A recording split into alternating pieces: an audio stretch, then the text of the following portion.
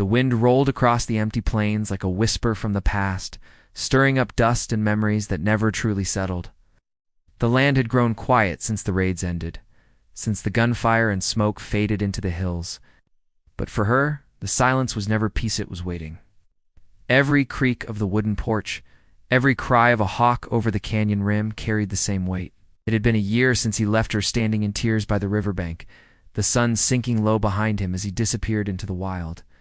A year of wondering if he would ever return, or if the desert had swallowed him whole. The small frontier settlement of Dry Creek had learned to live with ghosts. People didn't talk much about the Apache anymore. They said the fighting was over, that the army had driven them far south, that no one would dare come back this way. But she knew better. There were things stronger than fear, stronger even than the reach of soldiers, things like loyalty, like guilt, like love that refused to die. Her cabin sat at the edge of the cottonwoods, where the river bent in a slow curve before cutting into the canyons. It wasn't much, just a place she'd built from what was left of her father's homestead. The boards were weathered, the chimney cracked, and the roof still leaked when the spring rains came, but it was the only place that felt like hers. She spent her days tending the small patch of land, mending fences, and trading what she could at the general store. People in town still looked at her with quiet pity. Some whispered about her foolish heart, saying she should have known better than to fall for one of them. She pretended not to hear. But at night, when the wind carried the sounds of coyotes over the hills, she would sit by the window and remember his voice, low and calm, telling her stories about his people, about the old ways and the spirits that lived in the earth. He had never belonged to her, not really. Yet the moments they shared, those silent hours by the fire, the warmth of his hand against hers, had been enough to change her forever. The day he left had burned itself into her memory. There had been no fight, no angry words, only the heavy truth between them. He said his people needed him, that the white men's promises meant nothing, that war was coming again. She begged him to stay, but his eyes told her what his words couldn't. He rode away before dawn. She stood there until he disappeared into the rising sun, her heart breaking with every hoofbeat that faded into the horizon. Time passed, but it didn't heal. It only buried her pain under layers of silence. She learned to keep busy, to push the memories aside, to live day by day. Still, sometimes she'd catch herself glancing toward the ridge, hoping to see a figure on horseback cresting the hill. The hope shamed her, but it never died. That autumn, the land changed again. The river ran lower, and the air turned sharp and cold. The nights came sooner, pressing down on her cabin like a weight. Coyotes drew closer to the homestead, their cries unsettling the horses. She began to feel watched. First, she told herself it was only her imagination, but soon she found signs of broken twig, a footprint near the fence. The faint smell of smoke carried on the wind.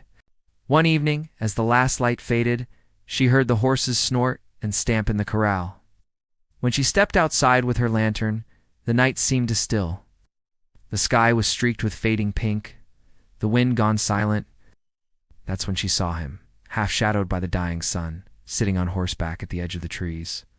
For a heartbeat, she couldn't move. The lantern trembled in her hand, and her breath caught in her throat. He hadn't changed much, though his face looked harder, older somehow. His hair was tied back with a strip of leather, his chest bare beneath a worn blanket, his eyes dark as ever. He didn't speak right away, just sat there, watching her with that same unreadable calm that once made her feel both safe and afraid. She felt every emotion rush through her at once: shock, anger, relief, fear. For a long time, she had imagined this moment, rehearsed what she would say if he ever came back. But now, standing there with the lantern light flickering between them, she found no words. He finally dismounted, moving with quiet grace. The earth seemed to know his steps, to yield beneath his boots as if welcoming him home. He came closer until the light touched his face, revealing the faint scars she had never seen before. Something in his eyes told her he had seen more than battle. "I thought you were dead," she whispered, her voice trembling. He didn't answer. Instead, he looked past her toward the cabin, then back at her. "I had to come," he said softly. "There are things you must know." The sound of his voice brought back everything she'd tried to forget. The night air carried the smell of dust and sage, the same scent she remembered from when they first met. For a moment, she wanted to reach out, to touch his face, and make sure he was real. But something in his expression stopped her, She stepped back, clutching the lantern tighter. "Why now?" she asked. "After all this time?" He looked down, his jaw tightening. "'Cause it's not over. The land is changing. The army, the ranchers, they're coming again. My people are scattered. There's blood in the hills." He paused, meeting her gaze.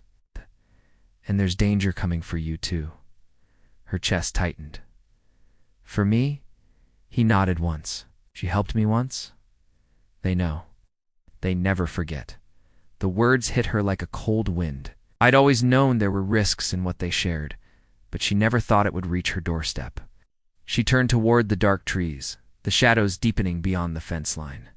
She whispered. "Men who call themselves law," he said bitterly. "Men who burn what they don't understand." A long silence stretched between them. The lantern flame flickered, throwing long shapes against the dirt. She could feel his eyes on her, heavy with things unsaid. Finally, she found her voice again. "Shouldn't have come back. If they see you here, I know," he said quietly. "But I couldn't stay away. Not when you're in danger." Her heart pounded so hard, she thought it might break again. Every part of her wanted to believe him, to trust that he had come for her, not out of guilt, but something deeper. Yet the fear pressed against her chest. The night around them seemed to shift. The horses grew restless, tossing their heads. From far off, a dog barked in the distance. He turned his head sharply, scanning the horizon, his hand instinctively moving toward the knife at his belt. "They're closer than I thought," he said. "We don't have much time." Before she could ask what he meant, a faint light appeared beyond the ridge, then another and another. Torches moving in a slow, deliberate line toward the valley, her breath caught. "Dear God," she murmured. He reached for her hand, his grip strong and urgent. "You have to trust me," he said, his voice low but firm. "Come with me now." For a moment, the world around her blurred. The sound of the approaching horses, the glow of torches cutting through the darkness, it all felt unreal. She stared up at him, torn between fear and the pull she had never been able to resist. A year had passed since he broke her heart and rode into the wild. Now he had returned, bringing the danger of that world with him. Her heart pounded in her chest, not knowing if it was love or dread. She looked once more toward the distant lights, then at him. The choice lay heavy in her hands, and as the first shout echoed across the canyon, she realized that whatever she decided tonight would change everything. The night deepened around them. The stars hidden behind thick gray clouds that pressed low over the land. The air felt heavier now, filled with the scent of smoke and dust. The torches on the ridge moved steadily, their faint orange glow marking the slow crawl of men who meant no good. She could feel the tremor in the earth beneath her feet, the beat of horses' hooves echoing like distant thunder. He still held her hand, his touch firm, grounding her when everything else began to tilt. "Who are they?" she whispered. "Ranchers from the south and soldiers with them," he said quietly. "They hunt what they don't understand. They think I've stirred the tribes again. But they don't come just for me." His gaze shifted toward her cabin, and she saw the sorrow there. "They come for you too." Her breath caught. "For me. I've done nothing wrong. You gave me food, shelter, kindness," he said. "In their eyes, that's enough." The world tilted a little.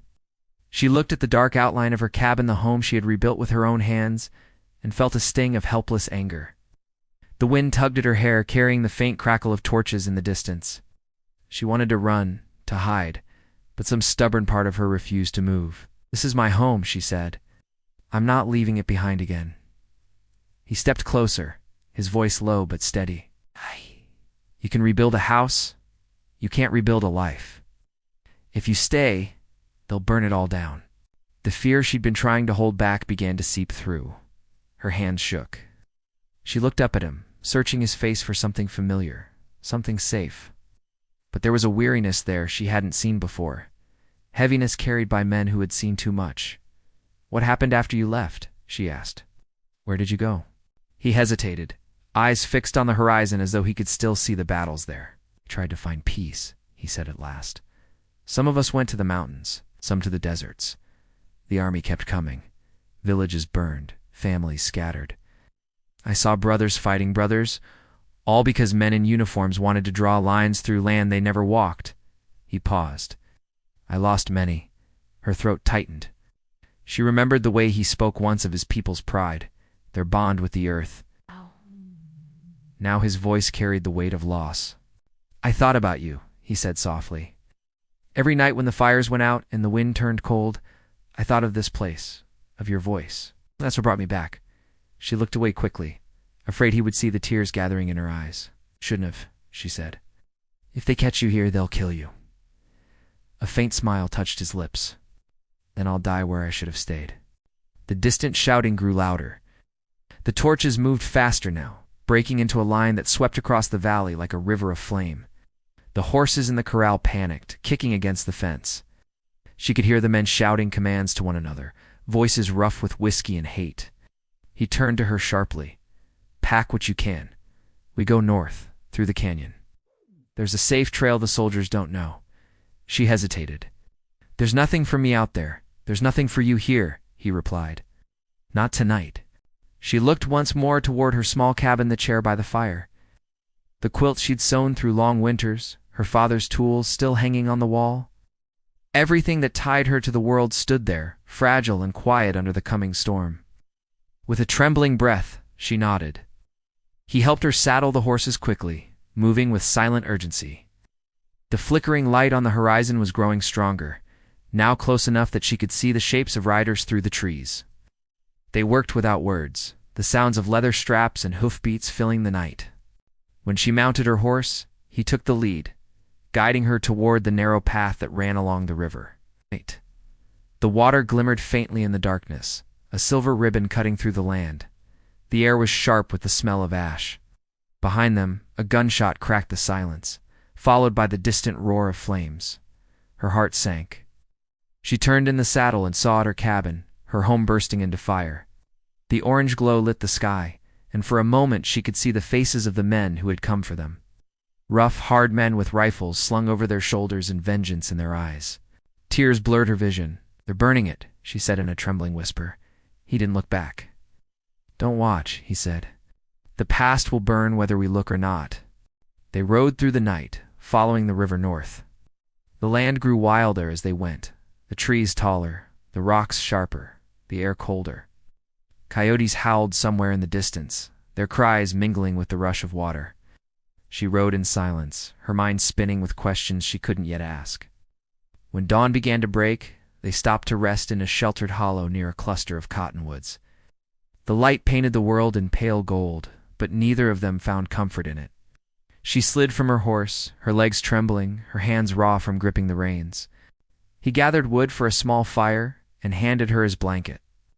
"Rest," he said quietly. "We'll need to keep moving soon."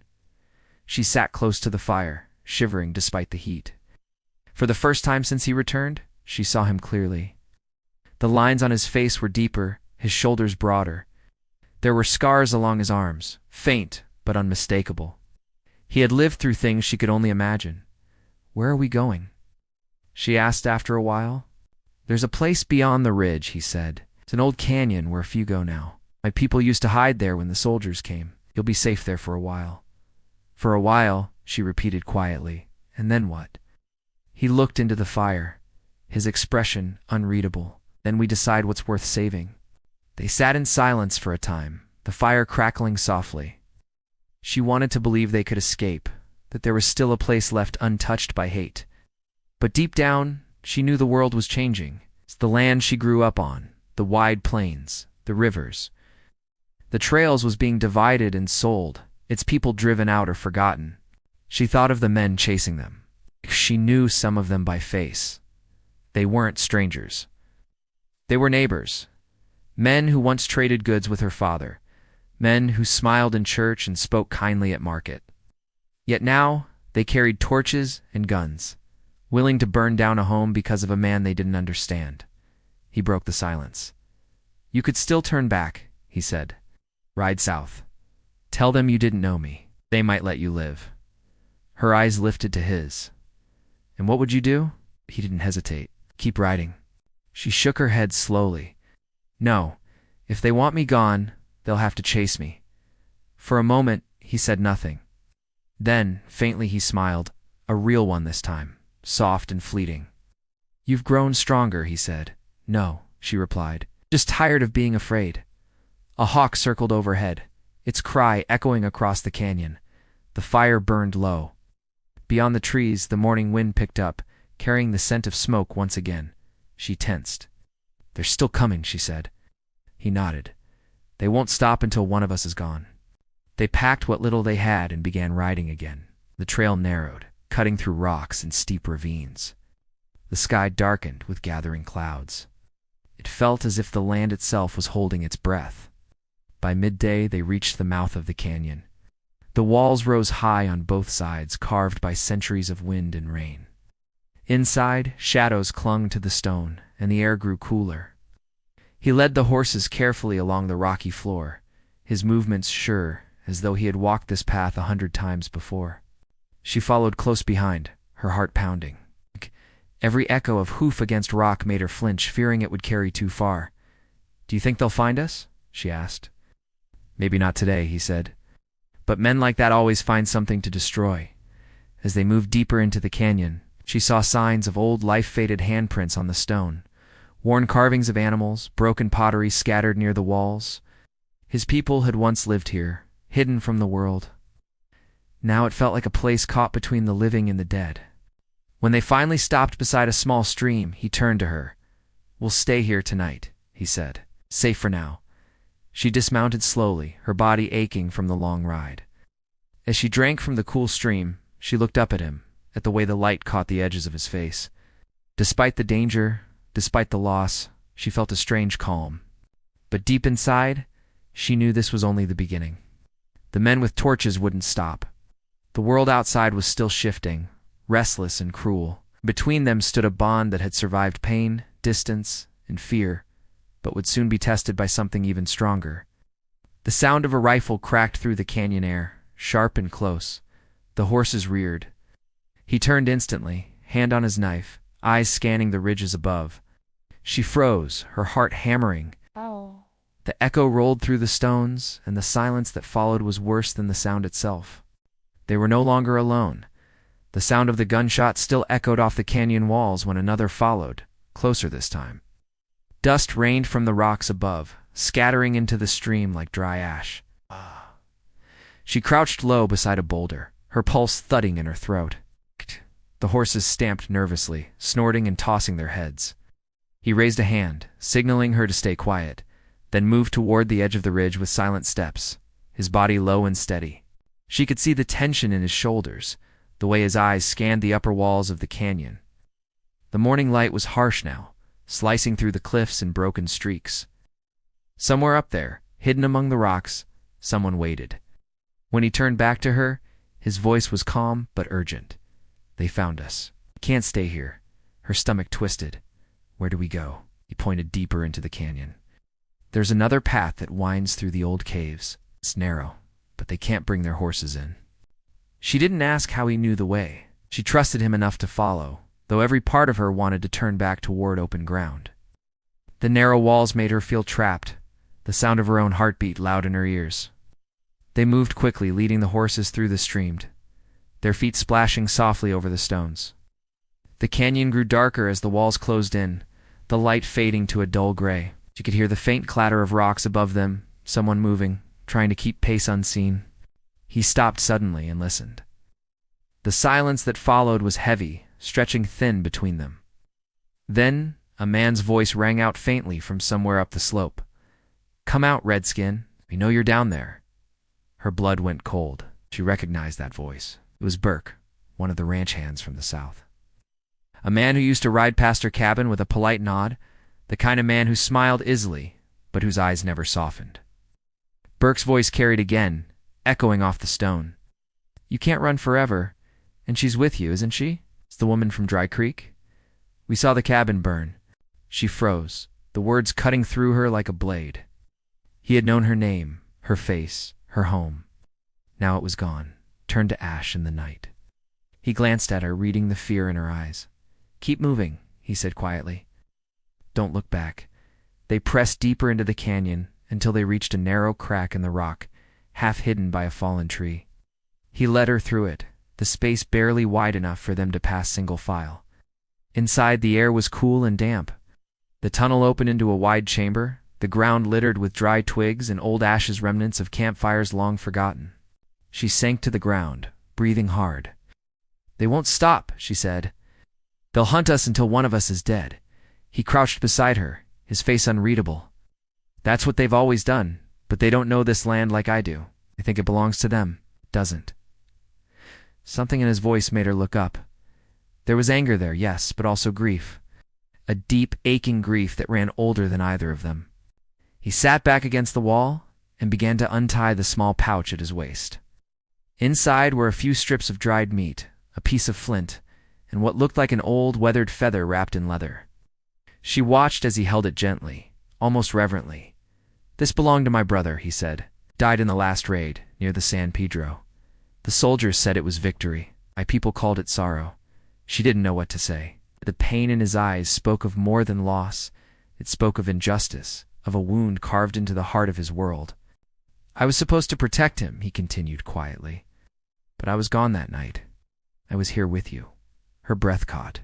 She felt a sudden rush of guilt she couldn't name. She couldn't have known, she said. Tried to do right by both. He gave a faint, bitter smile. "Can't serve two worlds, no matter how hard you try."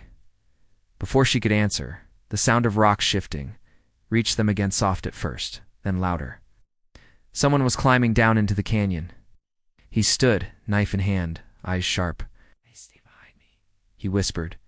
She could hear voices now, rough and close. Burke's among them, calling out to the others. "He's in there somewhere. Light it up." The word struck fear into her chest. Fire. They were going to smoke them out. She looked toward the cave's narrow entrance where faint sunlight spilled in. Flicker of movement caught her eye, and dragging branches, piling them near the opening. The smell of smoke hit soon after, sharp and thick. He moved quickly, pulling her deeper into the cave. "There's another exit," he said. "It's small, but it leads up to the ridge. We can make it before the smoke fills in." She followed as he guided her through twisting stone passages, her lungs burning, her eyes watering from the smoke creeping after them. The air grew hotter. Every sound, the crackle of fire, the shouts outside, the pounding of her own heart blended into one. At last, they reached a slant of light high above. Climbed first, gripping the rocks with practiced ease, then reached down to help her. When she finally scrambled onto the ridge, the wind hit her face like a blessing. Below, the canyon mouth glowed red with fire. The men's shouts grew faint as the smoke thickened. From this height, the land stretched wide and endless, scarred yet beautiful. She turned to look at him.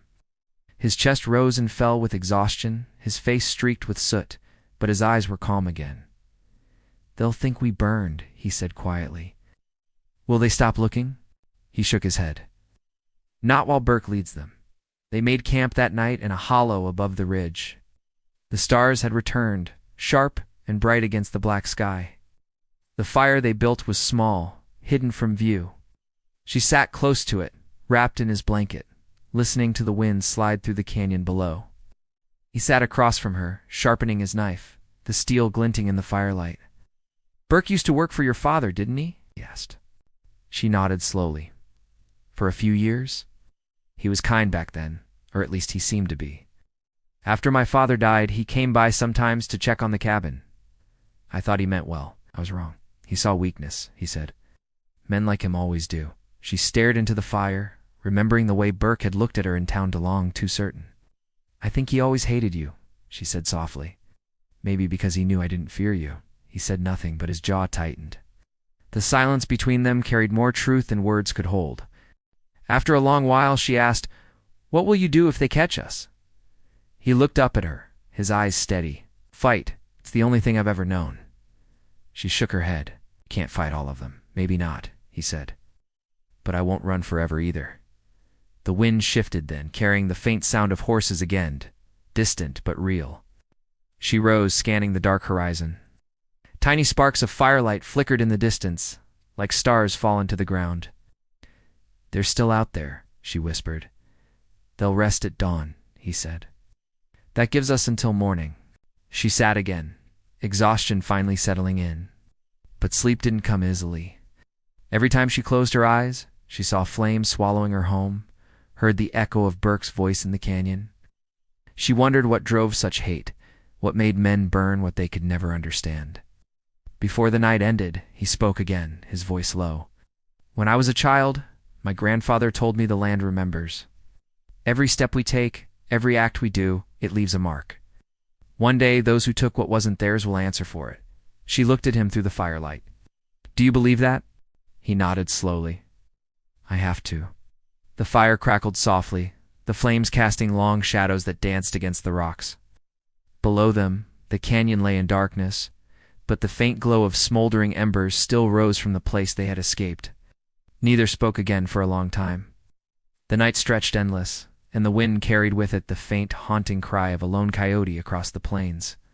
When dawn finally touched the sky, pale and cold, she saw him standing at the edge of the ridge, staring toward the horizon. His silhouette looked carved from the earth itself, strong yet lonely. He turned slightly when she approached. They're still moving, he said. Burke won't stop until he finds us. She looked out across the empty land and felt the weight of what lay ahead. Then we'll keep moving too, she said. His eyes met hers, filled with the same unspoken truth that had always tied them together, something stronger than fear, stronger even than the fire that chased them. But somewhere beneath that, another truth waited, dark and heavy. Because the hunt wasn't only about survival anymore. It was about justice, old wounds, and the price both of them would have to pay before the land could rest again. The sun climbed slowly over the ridge, its first light spilling across the canyon like fire over stone. The air was still, the kind of stillness that comes before a storm. She watched from the edge of the hollow as he tightened the straps on the horses, his movements quick and quiet. The night had been long, and though neither of them had slept much, there was no time to rest now. Far below, smoke still rose in faint columns from the burned-out canyon. They'll be closer by midday, he said. If we ride now, we can reach the mesa before they cut us off. She nodded, gripping the reins tightly. And then what? Then we make our stand. The words sank deep into her chest. The thought of standing against Burke's men on open ground felt impossible, yet she knew running forever wasn't an option either. The fear that had once paralyzed her was slowly changing into something else, something heavier, sharper. They rode north, keeping to the narrow trails that twisted between rocks and sagebrush. The land stretched out endlessly before them, a mix of dust and dry grass shimmering under the sun. The wind carried the faint scent of rain, though no clouds yet marked the sky. Hours passed in silence. Each sound, the rustle of brush, the cry of a distant hawk, the creak of leather felt too loud. She could sense the pursuit closing in, even if she couldn't see it. Once she turned and caught sight of faint dust rising far behind them. They're still following, she said quietly.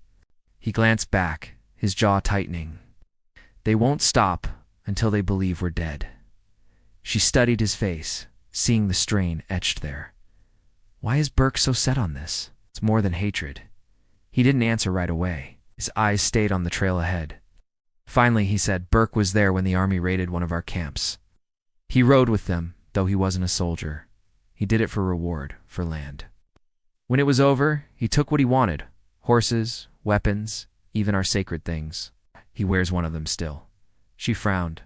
What do you mean? A necklace made of carved bone, he said. Belonged to my brother. Her breath caught. Your brother?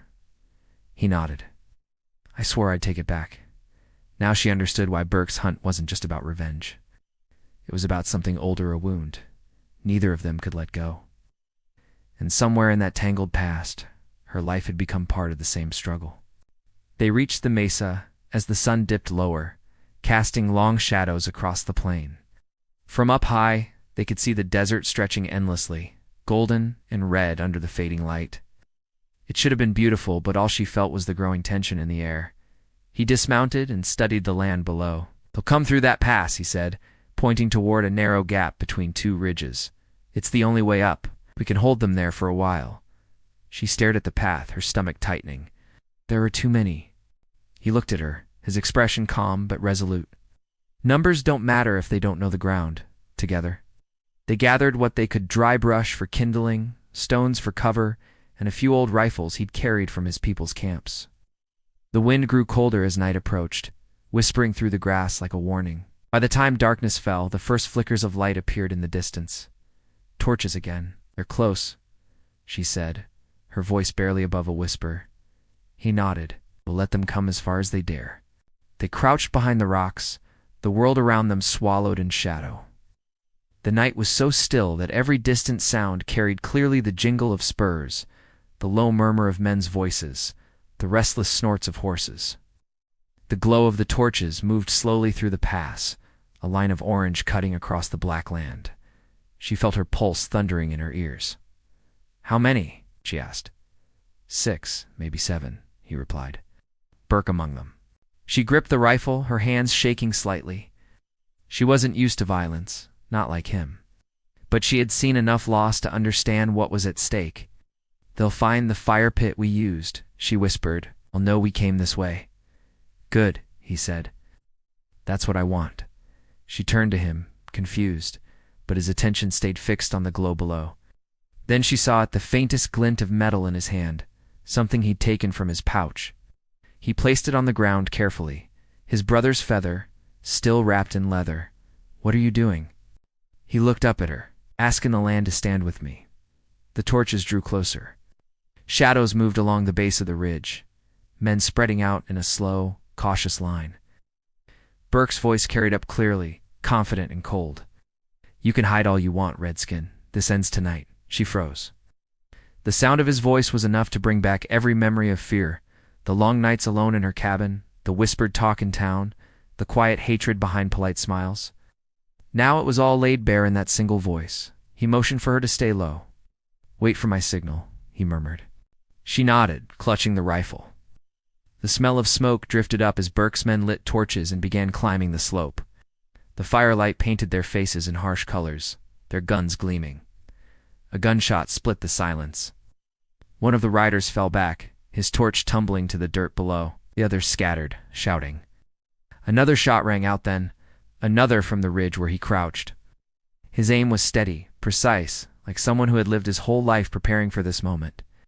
Burke's voice roared through the darkness. "Find him. He's up there." The air filled with gunfire. Bullets chipped at the rocks near her, sending bits of stone flying. She pressed herself low, her breath coming fast. He moved beside her, calm despite the chaos.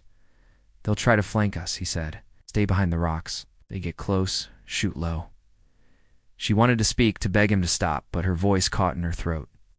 This was his world, one built from pain and fire. And somehow she had been drawn into it too. Below them, Burke's men spread wider, climbing through the darkness with torches raised high. The flames flickered wildly in the wind, throwing twisted shadows against the ridge. One man slipped, his torch rolling down the slope and setting the brush ablaze. Within moments, the dry grass caught, flames racing along the hillside. He saw it too late. The fire moved fast, eating through the brush, cutting off their path. "We have to move," she shouted. He grabbed her hand, pulling her toward the higher rocks. "This way." They scrambled upward as the fire roared behind them, the heat scorching their backs. The smoke made her eyes sting, her lungs burn. Below, Burke's men shouted, half blinded by the flames, their torches lost in the spreading fire. When they reached the top of the ridge, they stopped to catch their breath. The land stretched out below them, glowing red under the blaze. Sound of horses panicking echoed through the night. He turned toward her, his face streaked with soot. "They'll think we're trapped. That's our chance." She shook her head, coughing. "You can't go back down there." "We won't," he said. "There's another path through the stones. It leads to the high plain. If we reach it before dawn, we can lose them for good." She looked back at the fire, at the chaos below. Burke's men were shouting orders, some trying to climb higher, others struggling to save the horses. No. And among the noise, she heard his voice again, furious, desperate. "Don't let them escape." Her heart pounded as they began climbing again, following the faint trail that wound through the rocks. The smoke rose around them, turning the night into a blur of red and gray. The path narrowed, barely wide enough for their horses. The cliffs loomed on either side, steep and jagged. At one point she slipped, her foot striking loose gravel. He caught her arm, steadying her before she could fall. Their eyes met briefly through the haze. "Hold on," he said, his voice rough from smoke. "We're almost through." But even as he spoke, a gunshot cracked from below. A sharp pain tore through the air near her, splintering the rock beside her head. She flinched, ducking low. "They're shooting blind," called. "Keep moving." They pushed forward, hearts pounding, the sound of gunfire echoing up the canyon. The fire had spread far below, its orange light climbing up the cliffs like a living thing. She could feel the heat on her back, the smoke thick enough to choke the sky. Finally, they reached the top. The air was cooler there, the stars faintly visible again. But before relief could sink in, she heard the familiar sound of hooves, fast, relentless, closing in from the north. He turned sharply, his hand tightening on the knife at his belt. Burke. Out of the darkness, a lone rider appeared, his horse black against the rising smoke. He dismounted slowly, rifle in hand, his face lit by the faint glow behind him. The bone necklace hung around his neck, gleaming pale in the dim light. She froze where she stood. The hatred in Burke's eyes was pure and cold, the kind that left no room for reason. "Thought you could hide up here?" Burke said. "Should have stayed dead with the rest of them." He stepped forward, silent, knife still in hand. The distance between them closed slowly, the air charged with the weight of everything that had brought them to this point: betrayal, loss, vengeance, and the faint, trembling hope that something might still survive it. The wind howled through the rocks, carrying the smell of fire and gunpowder. She stood rooted, unable to move, her heart hammering in her chest as both men faced each other in the shifting light of the burning canyon. The moment stretched thin, balanced on the edge of something inevitable, and Burke raised his rifle. The gunshot that split the air came faster than thought. She flinched, covering her ears as the echo rolled through the canyon like thunder. For a moment, the world went still again. The smell of gunpowder hung heavy in the smoke-filled air. When she opened her eyes, Burke's rifle had dropped to the ground. He stood frozen, his face pale under the faint light, a look of disbelief crossing his eyes. Then he fell to his knees and dropped forward into the dirt.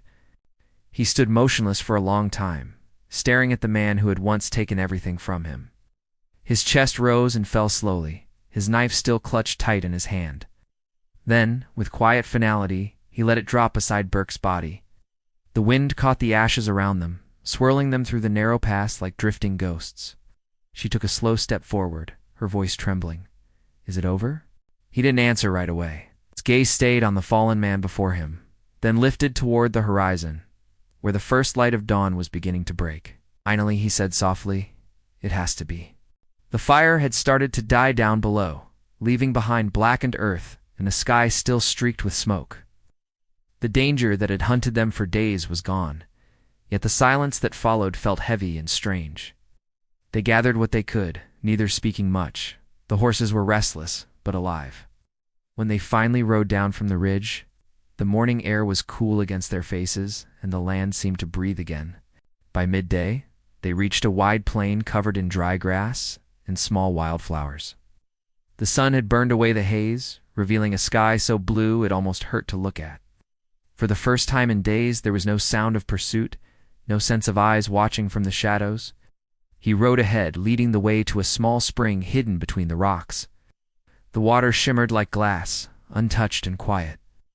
They dismounted and she knelt to drink, the cold water washing away the taste of smoke and fear. When she looked up, he was watching her with that same calm, unreadable expression he'd worn since the beginning. But something in his eyes had changed.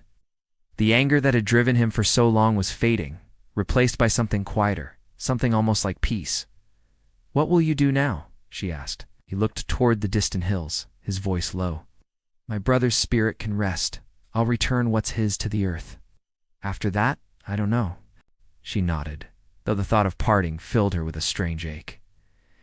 "You could come with me," she said. "There's land west of here. Good land. No one to bother us." He smiled faintly, the first true smile she'd seen from him. "You don't owe me that? It's not about owing," she said. "It's about starting over." For a moment, he said nothing, just listened to the wind rustling through the grass. Then he knelt by the spring, took the feather from his pouch, and set it gently in the water. Floated for a moment before sinking, the ripples spreading across the surface until the image of it disappeared completely. Ow. When he stood again, his eyes were softer. Sometimes the land takes what it must. They rested there for the night. The stars came out one by one, sharp and bright against the endless dark. She lay awake for a long time, listening to the sounds of the desert, the chirp of insects. The distant cry of a coyote, the low whisper of the wind moving through the rocks, felt different now, not hostile but alive. When she finally slept, it was deep and dreamless.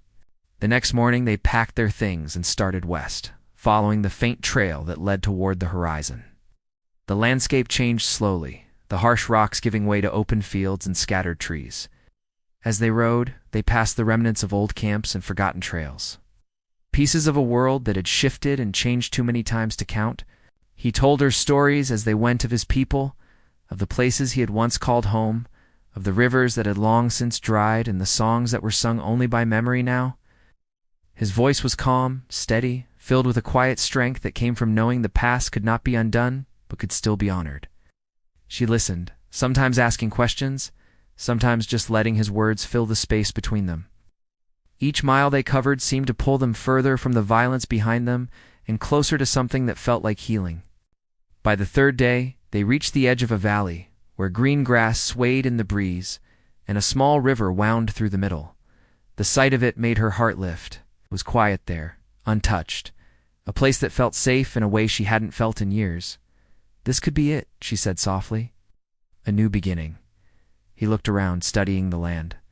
It's good ground, he agreed. The water runs clean. You could build a home here. She hesitated before asking, and you? Will you stay? He took a deep breath, his eyes scanning the distant hills. For a while, he said, until the wind tells me it's time to move on. She smiled faintly. We'll take that. They worked together to set up a small shelter near the riverbank, using branches and canvas. The days passed slowly, filled with quiet labor and simple tasks, gathering firewood, fishing in the shallow water, patching what supplies they had left. The rhythm of it was steady, comforting. In the evenings, they would sit by the fire, watching the sky fade from gold to purple. Sometimes they spoke of the past, sometimes of nothing at all. The silence between them no longer felt heavy. It was a companion of its own, as natural as the sound of the river beside them. Weeks turned into months. The valley began to change with the season. Wildflowers bloomed near the river, birds nested in the trees, and the air grew softer with spring. Life in its quiet way had returned. One morning, he saddled his horse before sunrise. She woke to the sound and stepped outside, the cool air brushing against her skin. He stood by the river, the first light touching his face. You're leaving, she said softly. He nodded. It's time. She didn't try to stop him. Instead, she walked closer and handed him a small leather pouch she had sewn the night before. For your journey, she said, and a reminder that there's always a place for you here. He took it, his expression unreadable at first. Then he reached out and touched her hand lightly. You've given me more than you know, he said. Hope and peace. She smiled through the tightness in her chest.